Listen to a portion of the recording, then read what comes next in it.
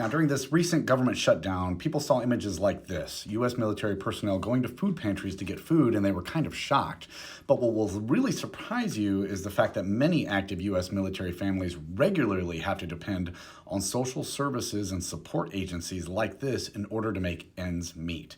In fact, 1 out of every 4 active duty U.S. military families report experiencing food insecurity, not having access to enough food. That's 25%. Now, some of the same agencies that they depend on, like SNAP, WIC, and Medicaid, are the very ones that are facing severe cuts by the federal government and states like Indiana right now. So the Supplemental Nutrition Assistance Program, SNAP, what we used to call food stamps, is utilized by 22,000 active duty U.S. military personnel.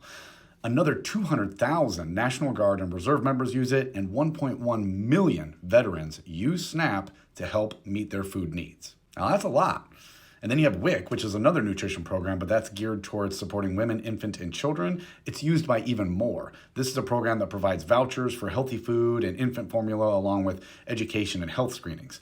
Thousands of active duty U.S. military families depend on this program as well. And then you have Medicaid, which provides health care for low-income families. That's often utilized by National Guard, Reserve members, and veterans without VA access, or to pick up the slack of what's not being covered for them. There are over 800,000 U.S. service members using Medicaid in some fashion, and then 3.4 million children of veterans who rely on Medicaid for their coverage. Now, there are many reasons for such food insecurity among service members.